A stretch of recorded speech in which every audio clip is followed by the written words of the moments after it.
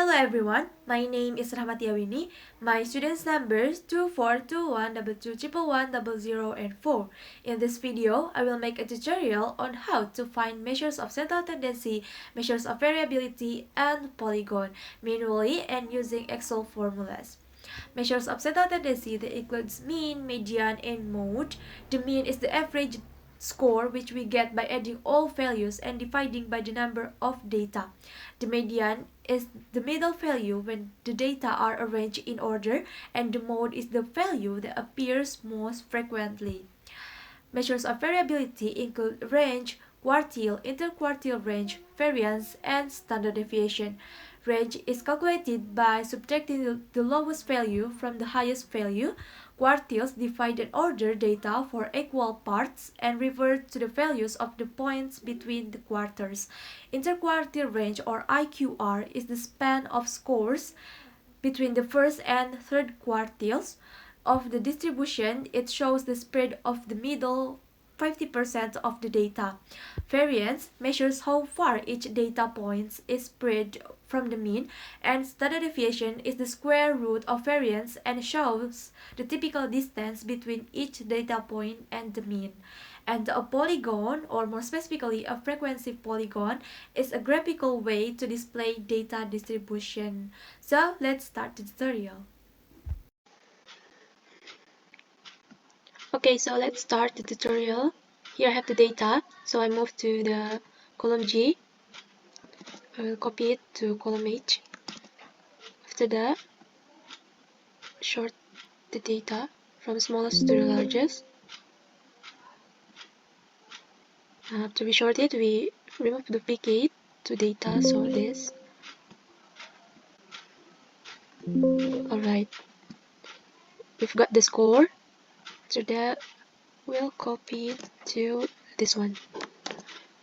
Let's start with frequency using COUNTIF, this one, and also data awal, so titik koma, score. After that, we have to use sum untuk mendapatkan totalnya. Nah, kita blok ke sini biar nanti langsung ada. Lalu kita cari F dikali X sama dengan frekuensi kali score. Nah, kita blok aja. Sudah, kita cari mean manual dengan cara sama dengan jumlah dari F dikali X dibagi dengan frekuensi. Nah, setelah itu kita cari X dikurangi X minus mean. And don't forget to add the dollar symbol here untuk mengikat data supaya datanya akurat. Nah, setelah itu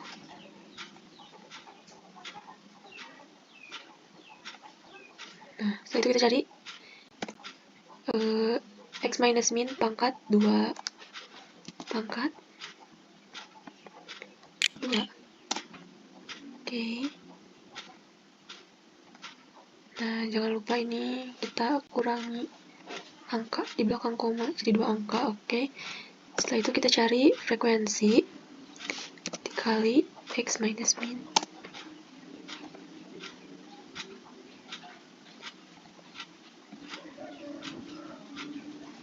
Nah, ini juga dikurangi jadi 2 angka.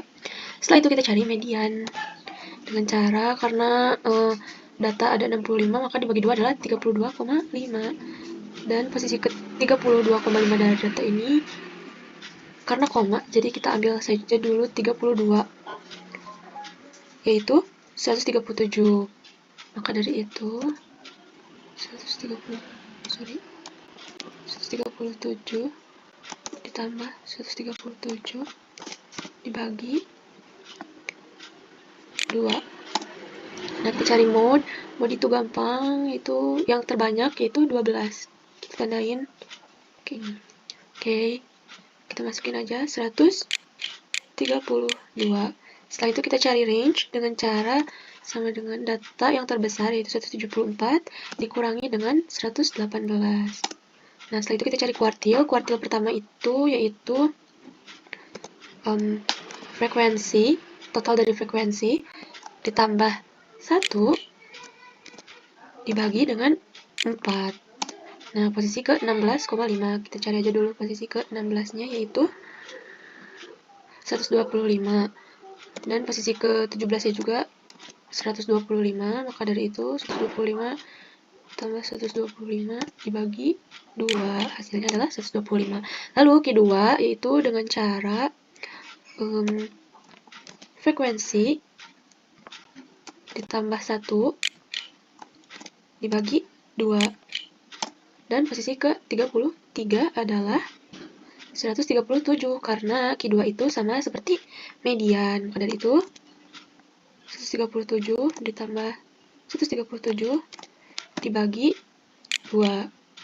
Nah, setelah itu kita cari Q3 yaitu dengan cara 3 dikali frekuensi, total frekuensi ditambah 1. Jangan lupa tutup kurungnya ada 2, lalu dibagi 4. Nah, kita dapat posisi ke 49,5. Kita cari posisi ke 49. Adalah 143.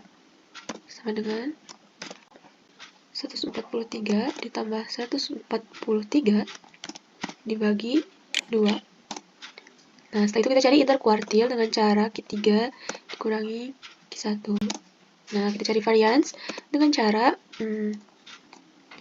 total dari f x minus min dibagi dengan total frekuensi dikurangi 1. Nah, setelah itu kita cari standard deviation dari variance dengan cara variance dipangkatkan dengan 1/2 karena ini karena standard deviation ini akar dari variance. Nah, setelah itu kita buktikan dengan rumus Excel. Mean yaitu average. Kita masukkan data awal. Nah, jangan lupa angka di belakang koma. Setelah itu kita cari median yaitu median data awal. Kita cari mode data awal. Nah, kita cari range dengan cara sama dengan max data awal minus min data awal. Nah, setelah itu kita cari kuartil 1 yaitu kuartil data awal, lalu titik koma, tambahkan 1 dan enter. Setelah itu kita cari kuartil kedua yaitu kuartil data awal, titik koma, dan 2. Setelah itu kita cari kuartil 3 dengan kuartil data awal, titik koma, 3. Nah, setelah itu kita cari interkuartil manual dengan cara Q3 dikurangi Q1. Like that. So, we search for variance var data awal, then std ev data awal. Okay, so for the polygon, we've blocked the score and the frequency.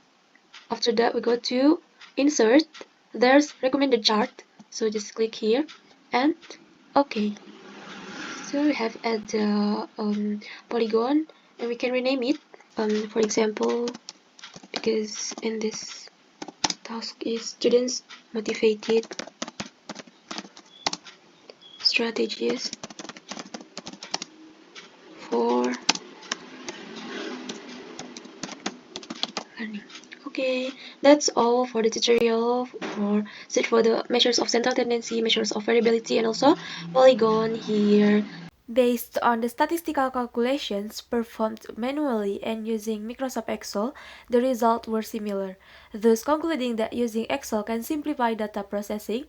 Furthermore, the result of frequency polygon graph shows the same data distribution pattern as the frequency distribution table, thus helping to more clearly visualize the data distribution. I think that's all. Thank you.